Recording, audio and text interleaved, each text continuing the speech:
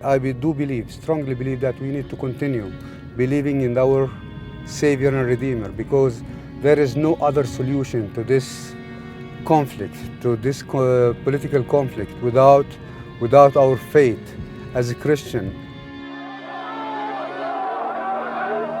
But more and more weapons are being fired these days by more and more Israelis. Soldiers took some people from their houses, others from the streets. Bethlehem today was the wrong place on the wrong time. Christian community, many of them actually, systematically wiped out in Syria's brutal civil Iraq, war. a series of horrific attacks has Arab Christians packing up and leaving like never before. They've been seeking sanctuary in neighbouring Arab Christian Jordan. population of East Jerusalem is steadily migrating to the west and other European It took a while to destroy the cross. President Reagan said today he's lost patience with the continuing bloodshed in Lebanon. That Israel's Christian population will always be free to practice their faith. That's the only place in the Middle East where Christians are fully free to practice their faith. They don't have to fear. They don't have to We have to recall that there was more than 1 million Iraqi Christians who have been forced out of their What are the country. consequences of a Christian-free Syria, or more broadly, even a Christian-free Middle East if this continues? Not looking good. Look, these Christian communities in Egypt, throughout the Middle East, are ancient. Christians are leaving because they are seeing nobody standing with them. They're seeing that extremism is growing, anti-Christian agenda is growing, and that's why they're leaving. That is the truth.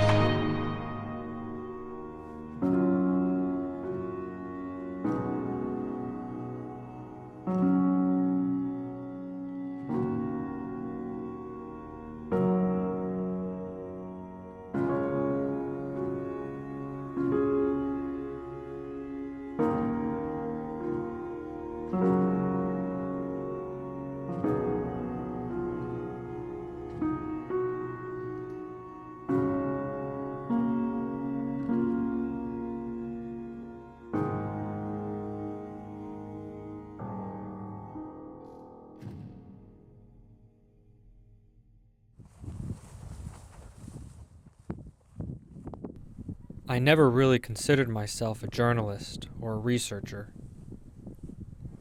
I always just thought of myself as an artist and a photographer, and someone who had questions about Christians in the Middle East.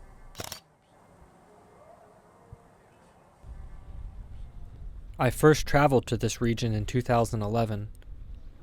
I have to admit that at that time, I didn't know anything about Arab Christians or even anything about the Middle East.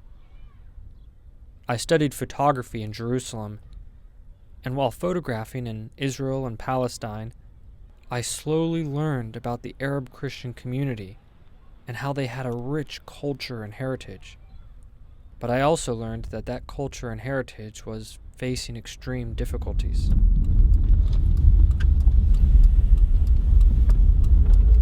I've become friends with Father Kildani, a Catholic priest who lives just south of Amman, Jordan. He took me to visit a few members of his parish. عشان ما تأخرناش عليكم. مرحبا حازم. حازم. Hi. Tyler, this band. Parker and Gerald. How are you? You speak Arabic? نتكلم شوية شوية. مرحبا. Say hello to them.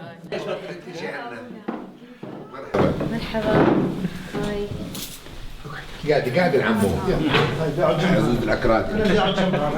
أنا مسميها عجوز الأكراد. The point is that so many people don't know about the life and faith of Christians here in this region. And so what I've been trying to do is capture a little bit of that, to share that with others. And I think it's worth sharing. Okay, you are representing whom? A media or what? A newspaper No. Or television or what? Tyler? No, he's doing his own documentary about Christian in the Middle East. And he's a photographer. Yes, he's a photographer.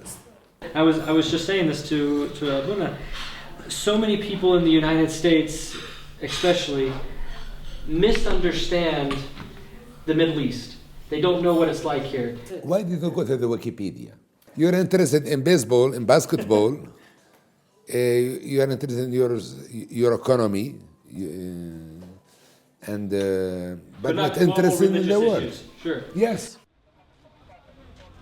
Father Kildani had a point. There is definitely no lack of information in today's world.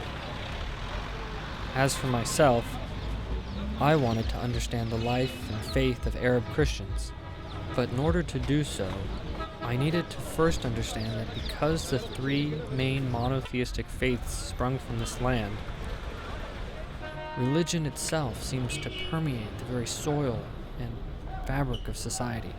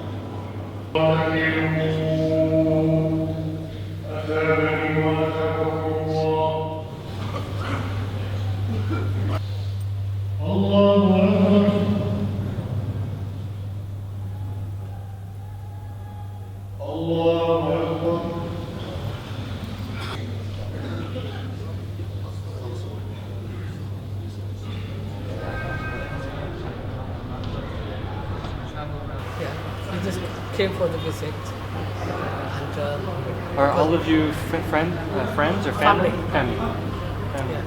All you, this is all your kids? No. No. This one's mine, and I've got like the ladies are there. I've got like two sisters with me. These are their children.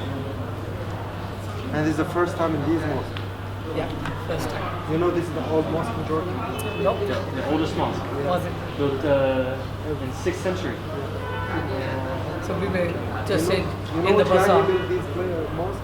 Umar bin Khattab. Okay, this one. Yeah. This is the old mosque in Jordan.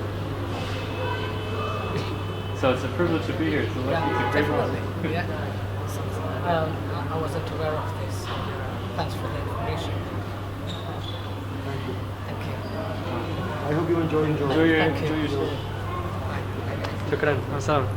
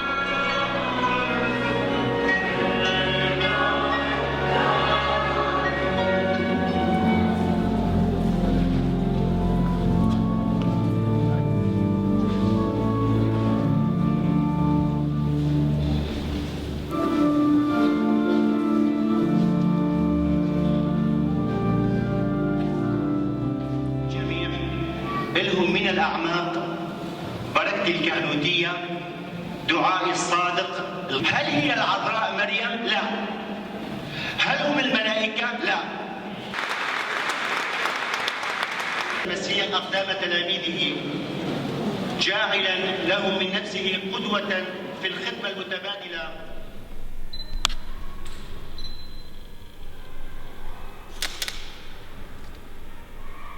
It's a gift from God for us to born here. And our Christianity is 2,000 years, not 1,000. We are from 2,000 years. You know, we have a cross there from the 500 years, not 500 years ago. It was from 500 after Christ. This makes us proud of our Christianity. The first thing. And the other thing, we live here, we can see the things that Jesus himself saw it, and we can go to the places where he went. And this surely strengthens our faith, because we can smell the smell he smelled it, and we can see the things he saw it. And this will make our faith more easy, I think. I was born and grew up in Nazareth. It's very emotional. I do believe that I was blessed growing and born and growing up here in this country, in the Holy Land. And not in, it's the town of the Annunciation. It means the Annunciation came and started from here. For me, every day that when I'm passing with the car, near the places, the holy places, every day I see it. It means I can feel that. It's very emotional. It's something that you feel every day, the connection. When you feel that 2.2 billion people all over the world, that they consider themselves Christians, their eyes in this period of time to the Holy Land, to Nazareth, to Bethlehem, to whatever. It's something that gives you uniqueness, and for me, it is talking to me, and I feel that I have a unique connection to Jesus, to the Messiah. He is the man from my country, and I belong to this country. It means it's wonderful.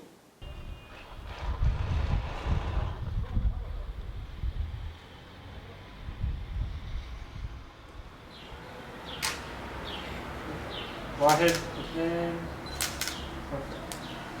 Okay. Shukran. So this is. Okay. So we just take a couple there. Your eyes are closed. So just take Choose the perfect one and put it. So this is the city of where Jesus was born. And in all over the world, they come to visit this city called Bethlehem. By the way, I love to stay where Jesus was born. If this is not my country, I live in, for example, in the United States, I will come to live where Jesus was born because I like this country. We don't want to lose it. As now, we are less than 1% Christians. All the Christians are run away because they want to live in peace, and there is no peace here. So then why don't you run away? I told you I don't want to run away. I want to stay here because I love this city. And as you know, from all over the world, they come here to visit the city. I believe it's blessing, something we are blessed to live in the same city where our Savior and Redeemer Jesus Christ was born. Most of the people here, if you search deep down inside each one of them, you will find this seed, that they belong to this land. They belong to this city. I have been born here. I live most of my life here. I love the people. regardless of their race, color, or religion. But unfortunately, these days, I have been thinking seriously about leaving for good because of the political situation and around us, whether here in the Holy Land, in Palestine, in the occupied territories, in the West Bank, or in the Middle East. You know something, whenever you are thinking just about your brothers, as a Christian who live in the Middle East, they have been like slaughtered, or their throat has been slit because of their faith. I have to think about my kids.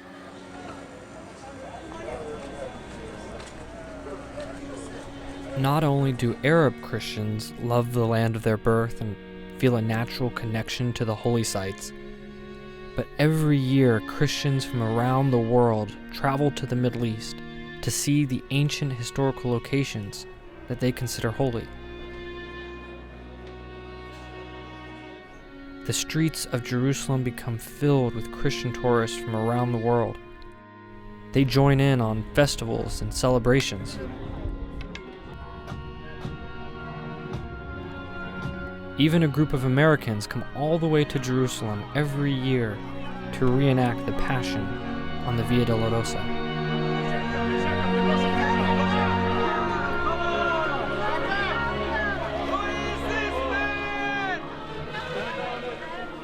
As beautiful as it may be to see so many people come to visit the Holy Land, I just can't help but think about people like O'Day, who struggle and consider immigrating to the West in order to provide safety and a better future for their kids.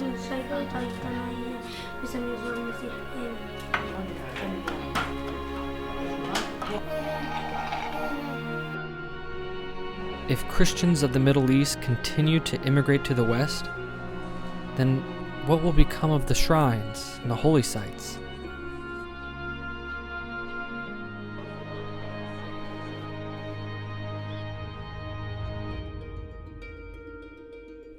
Will they become nothing more than museums for Christian tourists, losing all their authenticity and true substance? This is the beautiful wilderness that takes us back 2,000 years. That's what we want, people to experience this. That's the difference between us and many holy sites that unfortunately have turned to touristic sites. We could have done it. As beautiful as the sites are in Bethlehem and in Jerusalem, a lot of those sites, it's very difficult to see what it was 2,000 years ago. Unfortunately, you're right. Yeah, because they've been completely covered by these but new this is structures. What we learned and what we decided at the very, very beginning. We want our site to be a pilgrimage station, not a touristic site. Right. That's a big, big difference.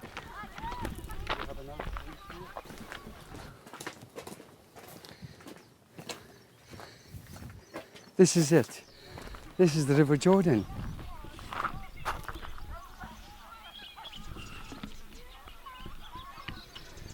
So what happens here actually? Jesus baptized and Christianity starts. Christians want to mark this spot. It is something unique. These are the original steps, the original staircase. Here one can touch the water and go back in memory about remembering the important event that took place here. Right. These discoveries happen to be the lowest archaeological discoveries on Earth, but closest to heaven. I like that. Yeah. So they mean so much for mankind. Right.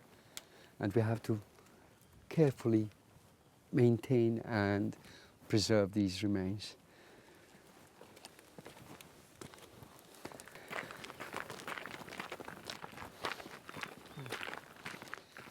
I sat down with the Catholic Bishop of Jerusalem in order to understand the Church's response to the Arab-Christian struggle. Is there anything that the Church is doing to help the Christians economically? Yes, there are many ways. First of all, we know that the presence of pilgrims help our community, since many of us work in the touristic industry, in welcoming pilgrims, in hotels, in guiding. So the presence of pilgrims is a big, big help for our community, and we work hard to convince pilgrims to come. It's a win-win situation. It is good for pilgrims to come, and it is also beneficial on many levels for our community to receive them. In a conversation I once had with Elias Shakor, the former archbishop of the Melkite Church in Israel, he asked me, "Did you come to see the shrines, or do you want to learn about the living stones?" The Holy Land is full of living stones hidden between the rocks, and thus often ignored by the world.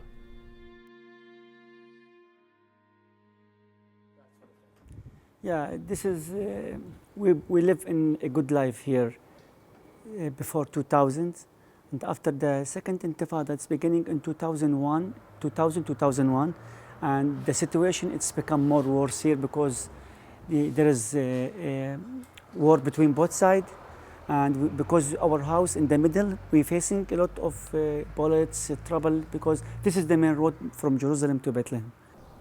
A tomb without roof. They caged us. They destroyed us completely. This is the main road, Jerusalem-Bethlehem road. This is the busy road. Imagine. They destroyed our business, all our business in this road here. We lose all our income. We live in prison. Most of the Christians, especially the Christian, because they used to live in prosperity. Nowadays they feel that they live in prison, inside prison, and this is real prison. As you can see, we are here in this area. We are surrounded with this partition, with this ugly partition wall, which means that I couldn't visit sometimes my wives and my kids if they live in the other house in Jerusalem, in Israel.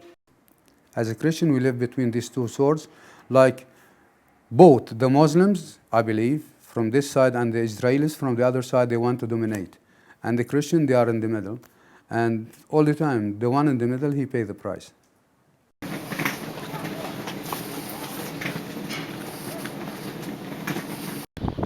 So I just made it through part of the checkpoint. You can see off in the distance there's a wall. Smell it? You see, each one of our people here, like we am here, they will find like where is the wall and where is the...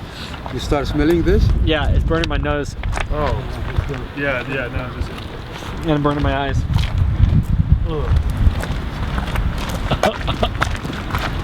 Oh. That burns. They're like a mile away from the... Wow. Yeah, what that about stuff the is people strong. Like Oh, wow.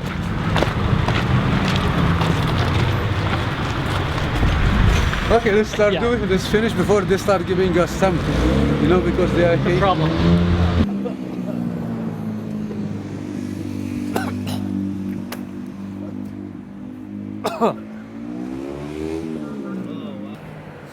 And that happens every day?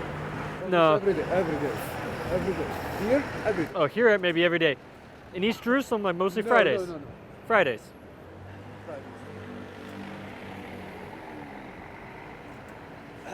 While tear gas and clashes happen regularly in Palestine, I wondered if Jordanian Christians found it difficult to maintain their faith simply as minorities in an Islamic state.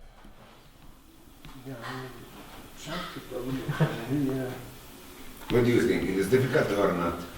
I think it's half and half. I think difficult. It's difficult sometimes. It's difficult. Why is that? I think it's difficult everywhere. And even in the States. Even in the States, it's difficult to maintain your faith as Christian or as Catholic, let's say, or any kind of faith. But especially here, because I mean... Why here? Why here? Islam in itself, it is not more challenging a Christian faith as the consummation society in the United States or in Europe. Okay, sure. You see, okay. you have your That's a good challenges. You have your challenges there. Mainly in a Christian life, you have to maintain very clear attitude towards family life, sexuality, consummation. You have a challenge in the United States to keep your faith within a society as the United States or Europe or Japan at the time. I think in every society you have your own challenges to keep your faith. Not just in Jordan, everywhere. And I feel as a Christian, I don't know if Hazem agree with me, it is even sometimes more difficult to keep your faith in relatives than in Jordan. States or France or somewhere. Yes. It's very difficult to live here. Every night, every day, when we wake up, we see the wall in our face. It's not a kind of life here. But we can't do anything because this is our home. This is the only home that we got. Where to go? Where to go? We can't leave it. There is nothing in our hand to do, only to pray. And one day, maybe, we hope that one day they will take it down. What's up? This is Story House, www.aiecenter.org. So this is from Gadda, who lives in Bethlehem. She said, "The wall is like a sign to say, go away from here. It is intimidating. If you go from the checkpoint toward Gilo, you can see all the land that was taken for its construction, and the land what we can no longer access. Some of the land had belonged to my grandparents. Despite everything, we must continue to resist. To continue with our daily life is a form of resistance. One example of resistance is coming every day to the Samud Story House. The Israelis want to stop our lives by pushing us out. We can resist with any sign of life, and any activity helps, because activities make people want to stay here. You can organize a concert or another cultural activity. These are ways that we can reach the world, and the world can reach us."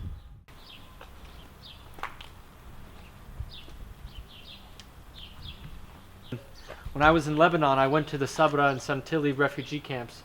We were carrying flowers to take to the collective graveyard that commemorates the massacres of Sabra and Santili in 1982. On the way, I met a woman who was in her late 60s. She asked me, "Where are you from?" "I come from Bethlehem, Palestine," I replied. She hugged me and kissed me. She even wanted to kiss my hand, and she started to cry. She didn't want to leave me, and she said, "Please, take me with you."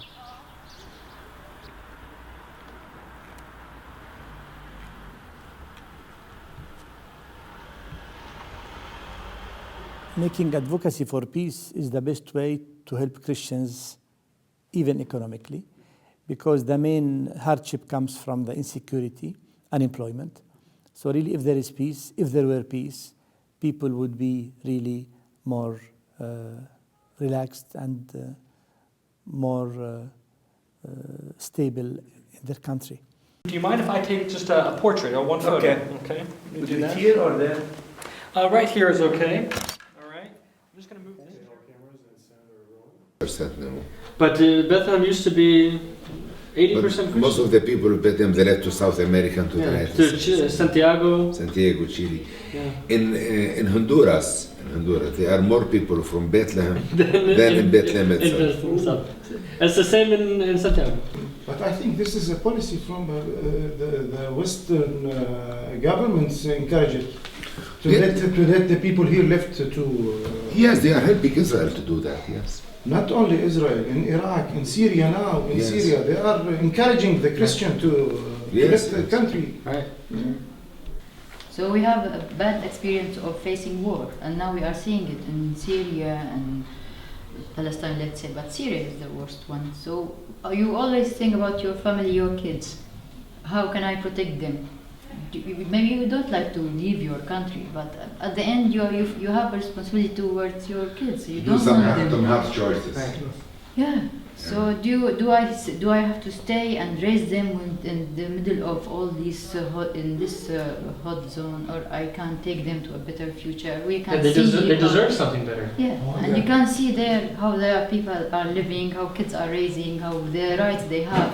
It's not like here, but here in Jordan is the best in the Middle East.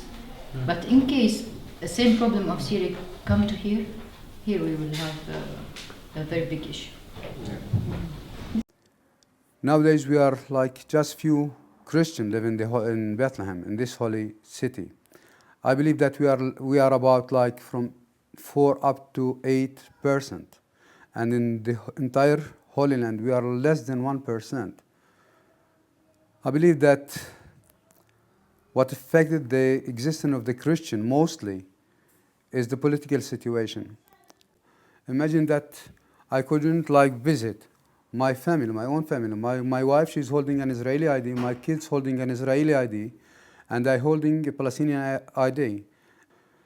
Even when my wife gave birth to my kids, to the 3 of them, I wasn't being able to attend because I don't have permission.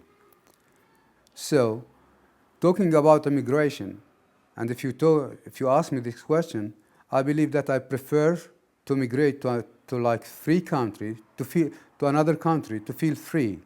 Do you know how to pray in Arabic? No. I need to. Yes, let us pray. بسم الله والابن والروح القدس الإله الواحد آمين. إن لم يبني البيت، إن لم يبني الرب البيت فباطل يتعب البناؤون. إن لم يحرس الرب المدينة فباطل يستر الحارس. باطل لكم أن تبكروا في القيام وتأخروا في الرقاد وتأكلوا خبز المتاعب، فإنه بين ذلك يوم أحياء راحة النوم. أمرك لي من أهلي وأحبائي. أبانا الذي في السماوات ليتقدس اسمك، ليأتي ملكوتك، لتكن مشيئتك كما في السماء كذلك على الأرض. أعطنا خبزنا كفاف يومنا، واغفر لنا خطايانا وكل أوان إلى دهر الداهرين آمين. وبركة الله القادر على كل شيء تحل عليكم وتحميكم باسم الآب والابن والروح القدس الإله الواحد آمين. We bought small surprise for you. These are receipts. Oh, thank you. شكرا كثير. You're welcome. Thank you for joining us today. Some Christians, like Father Kildani and members of his parish, may certainly be better off than other Christians in Egypt, Syria, or Palestine. But even in Jordan, Arab Christians pray for their continued existence.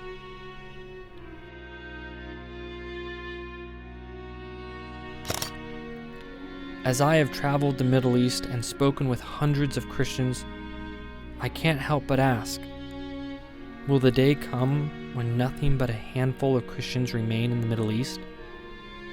Is the time approaching when the living stones of the Church of Jerusalem will disappear? Will the day soon arrive when no more Christians are found here, but only the remains of Christian churches? I do believe that as Christian, Muslims, and Jews, we need to remember that this is the Holy Land where most of our prophets and saints have been born and died. We need to learn something from them as an example and to teach our children how to love each other regardless of their race, color, and faith. Muslim, Christian, and Jews, we can live together here as brothers. Just we need to have this faith in ourselves and in our Heavenly Father. And by this we can create better world and better future for our generation.